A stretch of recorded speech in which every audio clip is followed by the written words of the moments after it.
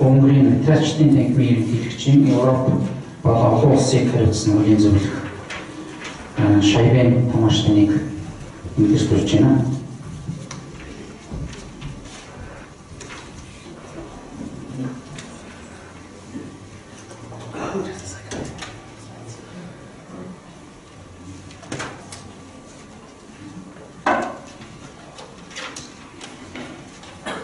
So, ladies and gentlemen, dear colleagues, good afternoon. My name is Shaiben, and I'm the Brussels representative of the Hungarian Chamber of Notaries since 2010. It's a great honor and a great pleasure for me to be here and to have the opportunity to speak to you now about the European notariates and the Hungarian notary. Before we start with the professional part of the presentation, it's not working.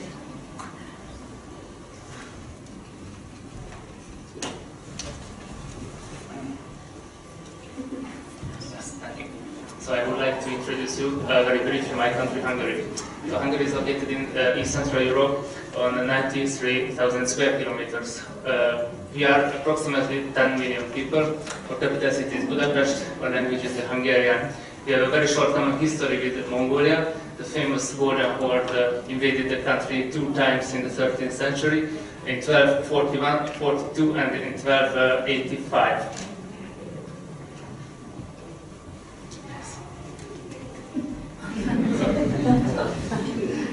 The technology.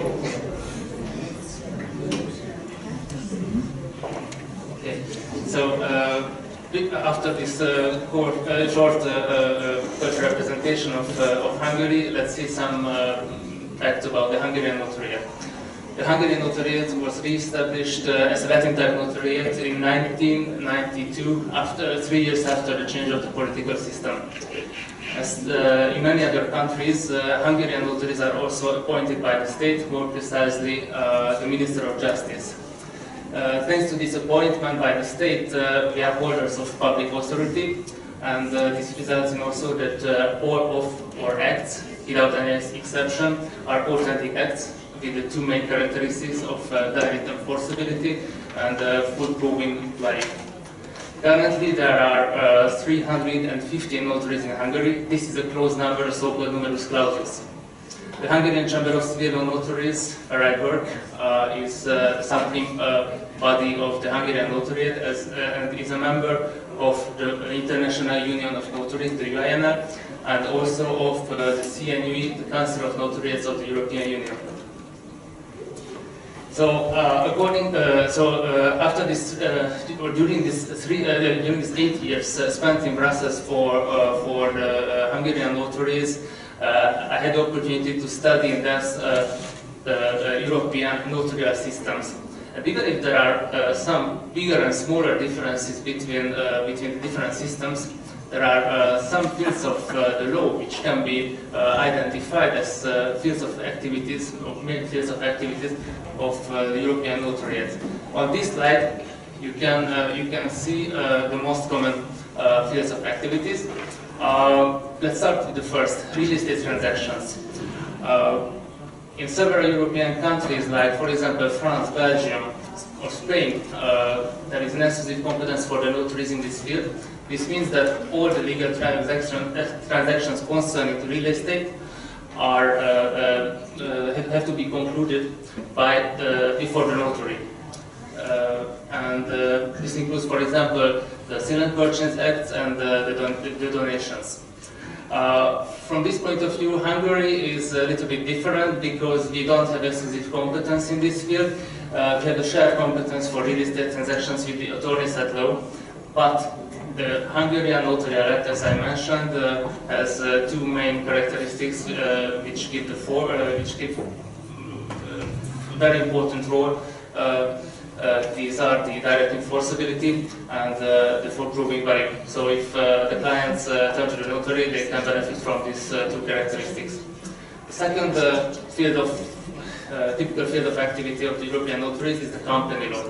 For example, in Germany, Belgium, or in Spain, companies can be already established in a notarial authentic act. Whereas, for example, in France and Hungary, this is also shared competence with the authorities at law. There are several different reasons of that. I don't know about the French one. The Hungarian one is mostly professional, political reason. The third typical field of activity, field of law, where the notaries are active, is the family law. Here we can make the difference between several legal institutions. For example, the prenuptial or the marriage contracts can be concluded validly only at the notarial offices in France, in Belgium, or in Spain. But from the field of family law, we can also mention that recently the Spanish notaries received the competence for the conclusion of marriages. Another interesting thing is, which was already mentioned by my French colleague, that the divorce by mutual consent of the parties can also take place before the notary in several European countries like Estonia, Latvia, Romania, or Spain. Succession law. If I have to identify one field of law which is very, very typical for the notaries in Europe, this is the succession law. I think almost each and every notary has some competences in this field, some weaker or stronger competences, from drawing up last wills to proceeding in succession proceedings. From this point of view, the Hungarian notariate is very, very strong, but I will speak about that later on.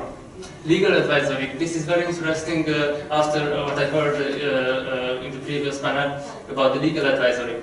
Because French notaries, I think, are the strongest in this field in the European Union. You give a lot of legal advice.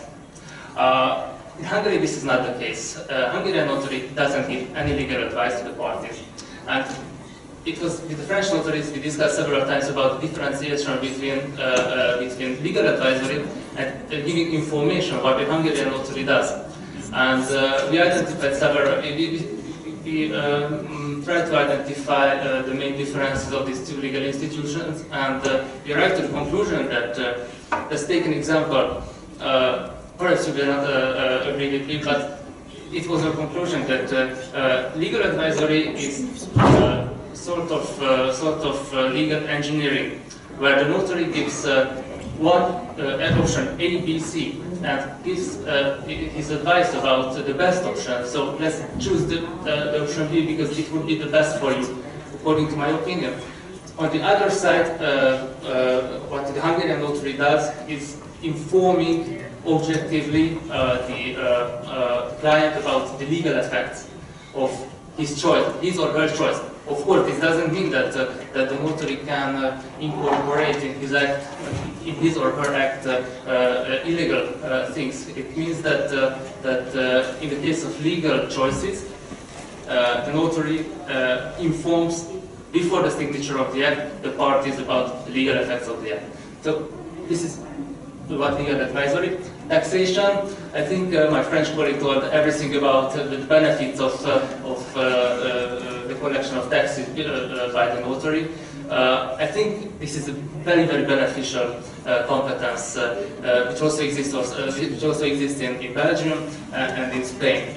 Hungary is also different. Hungary is very, very specific. It has, we don't collect taxes, but it has mostly state administrative reasons. After the change of the political system, the tax authority was already established and the notariate was established. So if we have to give if the state wants to give the opportunity to the notaries to collect taxes, this means that it has to fire some employees, which cannot be the aim, of course. Lastly, you have some exotic competences of the notaries. Here, I think the French example of real estate agents can be mentioned. So French notaries can be real estate agents, and going a little bit closer to Hungary, Bulgarian notaries acquire the competence of the seal and purchase acts of second-hand cars. So And exotic competences are also present in Hungary, which I will present to you now. So we don't have, as you heard, we don't have exclusive competencies in many fields differently from the so-called mainstream European notaries. So the question is, what do the Hungarian notaries do? The answer is we make mostly non-litigious procedures and we operate several registers. And the purpose of this is the unburdening of the state, and especially unburdening of the courts. And like that we facilitate the life of the citizen and also the businesses. The first and one of the most important non-litigious procedure of the Hungarian notaries is the successions procedure. In Hungary, this is an exclusive competence, so no other legal professional has competence in this field. And unlike in countries in the region like Austria or the Czech Republic, these notaries, the successions procedures are not delegated by the courts, but by virtue of the law, the notary, him or herself, is the first instance court. This means that the end decision of the notary, the so-called grant of probate, is equivalent to the first instance court decision, and which can be only appealed at the second instance court. Because of this very strong public authority characteristic of the notary in this field, the Hungarian notary system doesn't acknowledge the features of notary. The competent notary, the one and the only who has to proceed in a complete succession case, is appointed by a legal act, more precisely by a decree of the Minister of Justice. Very short information about cross-border succession procedures. Since August 2015, the Hungarian notaries issued the so-called European Certificate of Successions. The next one is the payment order procedure. The payment order procedure is an exclusive competence of the Hungarian notaries since 2010. Before, it was a fully paper-based vote procedure. You can see that it is one of our biggest successes. But before I go into the details, let's speak about what is the payment order. Very briefly, if I'm a creditor and if my debtor doesn't pay his debt or his or her debt for me on time, I can go to the notary, who issues the payment order document to the debtor. Up to the amount of 3 million forints, which is approximately now 9,317 euros. In Mongolian Tugrik, this is about 27,360,000 currencies. So up to this amount, pecuniary claims can be claimed in Hungary only this way. So the creditor has to go up to this amount to the notary. What happens after the delivery of, or after the issue, more precisely the delivery of the payment order document? There are two options. The debtor has 15 days to contradict or to object to this payment order document. And in this case, me as a creditor can choose if I want to continue the procedure. In this case, it will be, if I decide yes, it will be a litigious procedure in the competent court. But if there is no objection from the part of the debtor in these 15 days, the payment order is effective and fully enforceable. So why is the payment order procedure so important for us? I mentioned that before 2010 it was a paper-based procedure.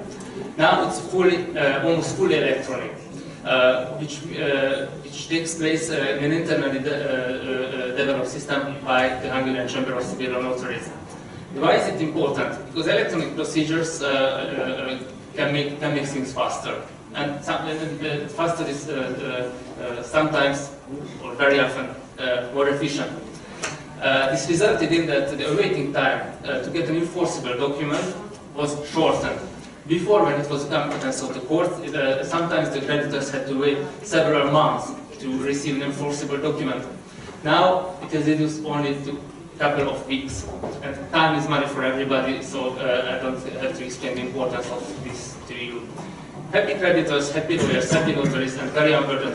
This is the result, this is a very positive result of the notarial payment order procedure.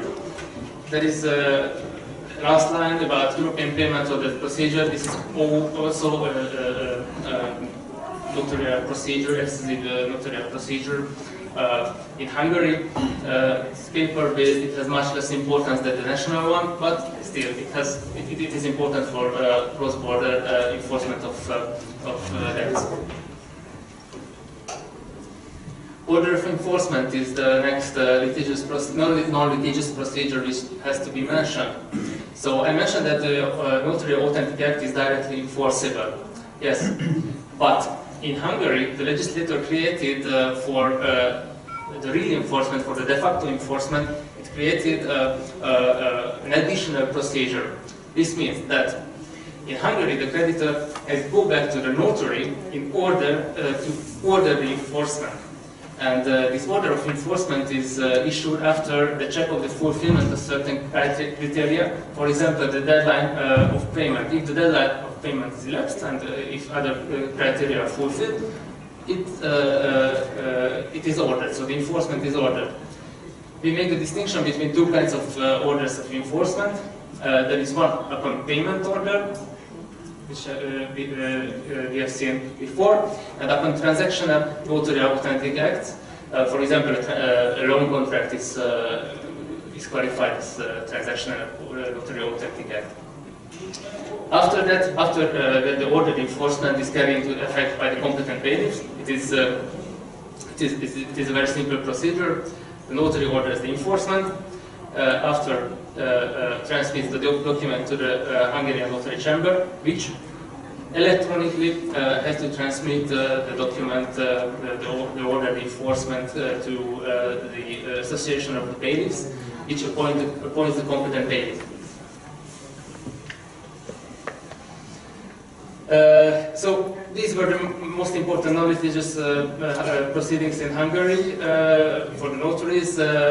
Here you can see four more. I don't want to speak about them in details because I don't have too much time for that. And just to mention, taking of preliminary evidence, designation of forensic expert, registration of de facto partnership or cohabitation declarations, and the separation of registered partners of mutual consent. Registered partners in Hungary are always same-sex partners, so this relationship cannot exist between partners of different sex. Couple of words about the electronic registers. Here you can see the four most important notarial registers. The register of last wills, I don't think that I have to speak about it. It contains the data of the last wills made before the notaries. Register of partnership declarations. This is the register in order to facilitate the proof of the fact of the cohabitation of the partners. In the case of some dispute before the courts. Register of marriage and partnership contracts, together with the security interest register, was created by the Notarial Chamber after the entry into the force of the new civil code in 2015. So I think the third one is obvious. We registered the most important data of the marriage and partnership contracts. Security interest register, this is much more complex. Because of the lack of time, I don't want to present it in details. It mostly contains information about factoring, about leasing contracts, about sale and purchase contracts with retention of property. And finally, the prospects of the future. So it is obvious that notaries have to be very, very competent, have to provide top quality service. But the world is changing. There are a lot of new needs from the side of the society, and here there are some ideas about the possible future ways that the notaries can go. The acquisition of new litigious procedures. I mentioned the divorce by mutual consent before the notary. I'm convinced that it is one of the ways we can and we have to follow because of the very positive examples of other countries. In Hungary, the situation now is that each and every divorce procedure belongs to the court. Even if the parties agree, the spouses agree in everything, and the court procedures are very long, very bureaucratic. So it is not of the interest of the spouses to divorce before the court. So that's why giving this the possibility or the competence to the notaries to proceed in divorce procedures can be a good solution. Creation of new registers. Of course, electronic registers.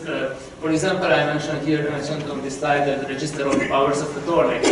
Yes, in many countries, many European countries, including Hungary, this register doesn't exist. It is, for example, in Romania now, and it's very important because, and it's very beneficial because it can provide some legal security for the business life, for the actors of the business life. And in the case if, for example, international, European or international level, such kind of registers are created, with the interconnection we can contribute to the legal security of the transaction, cross-border transactions. And the last slide, please. So the digital future. I would like to mention only two things here: electronic signature and electronic registers. So nowadays, I think we can all agree about the fact that it's a necessity to have them. It accelerates the transaction, accelerates the working of the business life, it facilitates enormously the life of the citizens. And the development of the fully electronic authenticates. This last is unfortunately also at European level, also Europe, very problematic question. Despite the fact that, for example, French notaries, I think that are top leaders in this field. Many European notaries don't have the possibility, because of several reasons, to issue fully electronic authenticates. But if you look at the cross-border nature of the transactions and security, fully electronic authenticate can provide, I think we have to work on it very, very intensively. So this is all I wanted to present you. Thank you.